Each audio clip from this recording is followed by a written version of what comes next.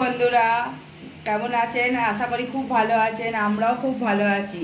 আজকে আবার একটা নতুন রেসিপি নিয়েছিলাম গরমের দিনে জিরে বাটা দিয়ে পাতলা করে মাছের ঝোল।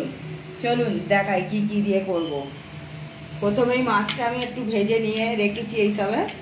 এর আদা বাটা, এখানে আছে আনাজের মধ্যে কাঁচকলা, আলু, এটা হচ্ছে ঝিঙে, এটা দিশি টমেটো, এটা পেঁপে আর ডাঁটা এই দিয়ে। আর এখানে আছে বড়ি আর ফোড়নে 5 ফোড়ন আর 2টো শুকনো লঙ্কা। আর মশলার মধ্যে আছে জিরে গুঁড়ো, ধনে গুঁড়ো, হলুদ গুঁড়ো, লঙ্কা গুঁড়ো আর নুন। এই হচ্ছে মশলার মধ্যে। চলুন চালু করি। তেলটা গরম করতে দিয়েছি, এবার বড়িগুলো ভেজে নিই।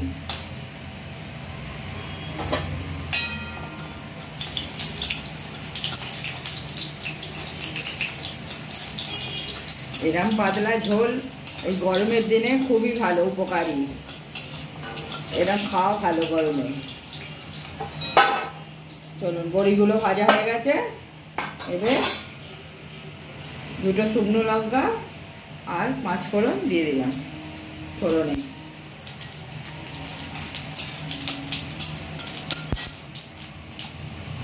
এর আলু,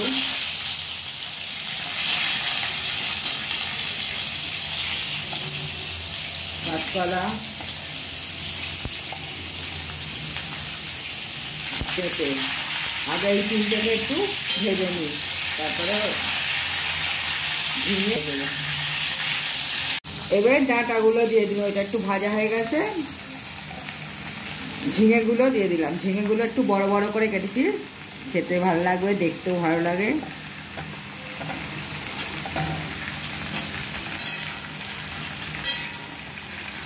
এবার আদা বাটাটা দিয়ে দিলাম, একটু হালকা করে ভেজে নিয়ে এবার মশলা দিয়ে দেবো। এবার মশলাগুলো সব দিয়ে দিলাম।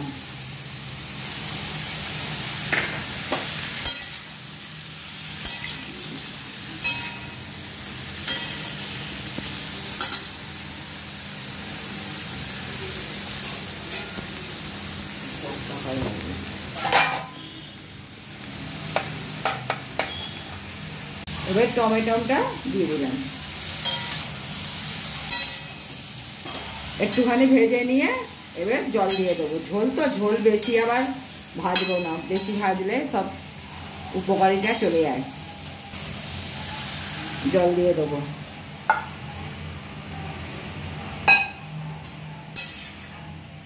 এবার ঢাকা দিয়ে দিলাম। দাও দাও দাও। হ্যাঁ, এবার আলু, ডাঁটা, পেঁপে সব গলে গেছে। এবার মাছটা দিয়ে দিলাম আর বড়িগুলো। খুবই সুন্দর ফ্রেগনেন্স আসছে, সুগন্ধটা খুবই ভালো আসছে। আর গরমের সময় এরকম ঝোল দারুণ লাগে শরীরের জন্য। এবার একটু ঢাকা দিয়ে রেখে দেবো, বড়িগুলো একটু রস টেনে নেবে, তারপরে নামিয়ে নেবো। ফাইনালি পোনা মাছের ঝোল পাতলা করে হয়ে গেছে। দেখুন কত সুন্দর লাগছে। অনেকে ধনে পাতা দেয়, আমার ধনে পাতাটা ঝোলে ভালো লাগে না, ওই জন্য ধনে পাতা দিইনি।